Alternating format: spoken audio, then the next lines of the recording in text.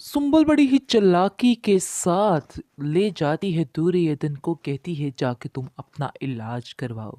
दुर्योधन के दिल में कोई ना कोई खटपट ज़रूर है, उसको समझ नहीं आ रहा कि आखिर मेरे साथ ऐसा क्या होने वाला है जो मेरा दिल इस बात के लिए मान नहीं रहा कि मैं सुंबल की बात मानूं।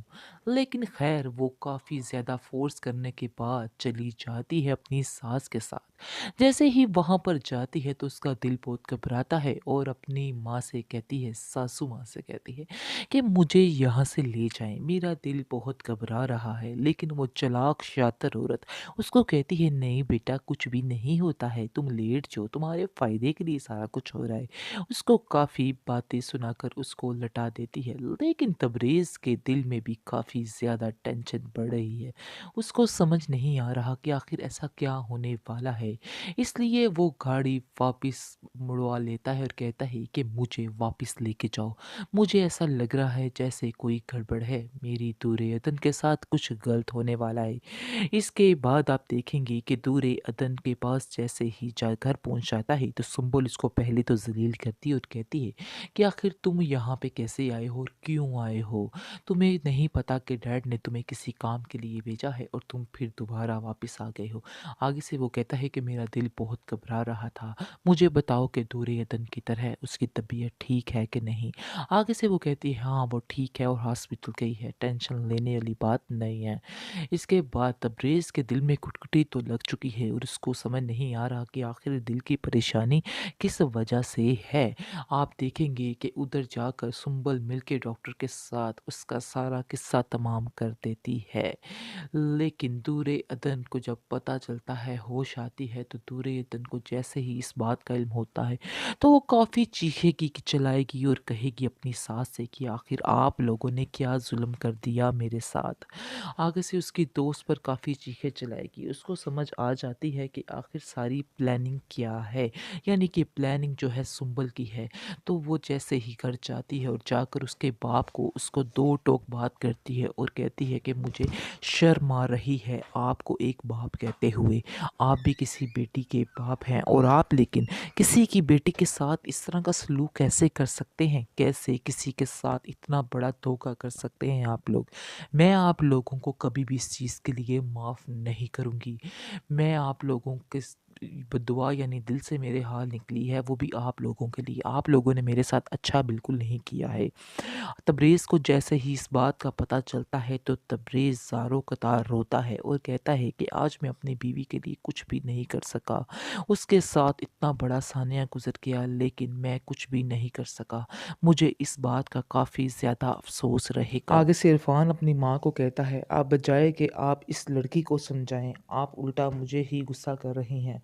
वो देखिए कि किस किस्म की ज़ुबान बोल रही है। आगे से उसकी माँ बड़ी चालाकी से काम लेती है और कहती है कि मैं खुद सारी बात हैंडल कर लूँगी, तुम्हें परेशान होने की ज़रूरत नहीं है और ना ही अंदर किसी बात में बोलने की ज़रूरत है, क्योंकि तुम जो जब भी बोलते हो तो कोई ना कोई बड़ा तमाशा ही हो जाता है, इसलिए बेहतर यही है कि तुम खामोश रहो। सुंबल अपने बाप से कहती है कि ऐसा नहीं है कि मैंने उसको माफ़ कर दिया है, बल्कि मैं उससे बदला लेकर रहूँगी और ये चीज़ मैं कभी भी नहीं भूलूँगी, क्योंकि इसने जो मेरी इंसल्ट करवाई है वो मैं सारी ज़िंदगी याद रखूँगी। ये इंसान कैसे हमारे एहसान भूल सकता है, जो कुछ इसने इस पर हमने किया है। आज तक हर चीज़ हर ख्वाहिश इसकी मैं पूरी करती रही, लेकिन इससे इस चीज़ की कोई भी कदर नहीं है। इसलिए इस इंसान ने इतना बड़ा कदम भी उठा लिया है। ये कभी मत भूले कि मैं इसको माफ़ कर दूँगी, बल्कि मैं इस बात का बदला लेकर ही रहूँगी। ये इसकी भूल है कि मैं दोबारा से उसके साथ वैसे ही हो जाऊँगी जैसी इस पहले पर थी। उसका बाप सुंबल का कहता है कि तुम फ़िक्र मत करो, मैं पूरा बदला लूँगा और मैं तुम्हें बताऊँगा कि अब इस लड़के का क्या करना है। आगे से सुंबल कहती है कि हाँ, आप इसको बिल्कुल मत छोड़िएगा, क्योंकि मैं किसी हाल में इसको माफ़ नहीं करना चाहती हूँ। जिस पर वो कहता है कि तुम फ़िक्र मत करो, मैं ऐसा ही کروں گا۔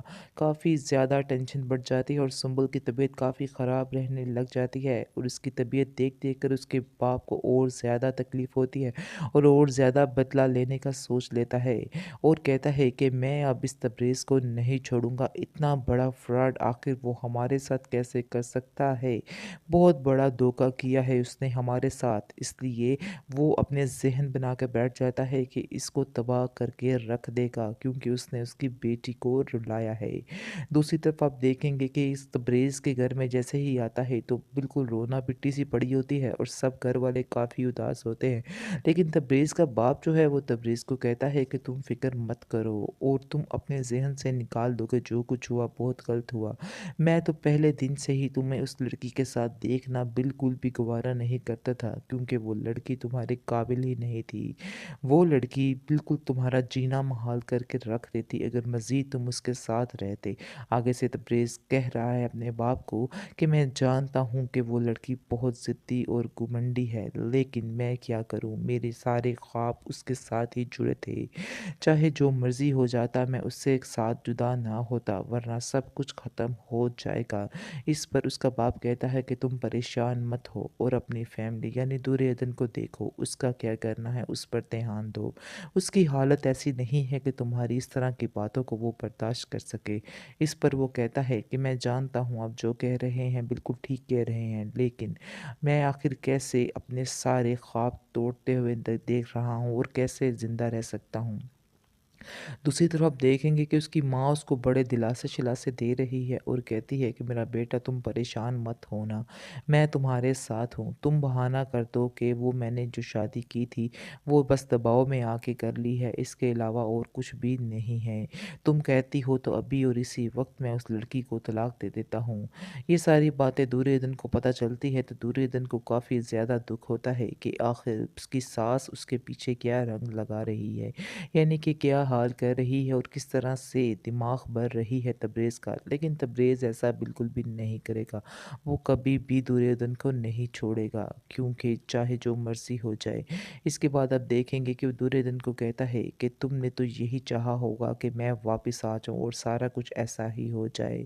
آگے سے وہ کہتی ہے کہ ہاں یہ تو ہر کوئی عورت یہی چاہتی ہے کہ اس کا شوہر اس کے پاس رہے، لیکن میں نے یہ نہیں کہا تھا کہ آپ کے خواب جو ہیں وہ کبھی پورے نہ ہوں۔ آگے سے وہ کہتا ہے کہ دیکھو آج تم نے جو دعا مانگی وہی ہو کر رہا، میرے سارے خواب سارا کچھ ٹوٹ چکا ہے، میں بالکل اکیلا ہو چکا ہوں، اب تو تم خوش ہو۔ اس پر دردن کافی زیادہ پریشان ہوتی ہے۔ جوہی کو اپنے کیے کا کوئی بھی افسوس نہیں ہے اور وہ بار بار یہی کہتی ہے کہ وہ لڑکی ہے ہی اسی قابل تھی کیونکہ وہ تو اپنے گھر میں چلی گئی ہے اور بڑے رام سکون سے رہ رہی ہے، اس کو کوئی بھی پرواہ نہیں ہے، چاہے کوئی جیے یا مرے اس کو کسی بات کی کوئی ٹینشن نہیں ہے۔ اس لیے وہ صاف صاف کہتی ہے کہ مجھے تو اپنے معاملات سے سارے دور ہی رکھو، میں تو یہاں سے جا رہی ہوں، مجھے تو ویسے ہی بہت زیادہ ٹینشن ہے اور آپ لوگوں نے آ کے مزید میرے دماغ خراب کر دیے ہیں، میں یہاں سے جا رہی ہوں، میں ادھر آپ لوگوں کے ساتھ نہیں رہ سکتی۔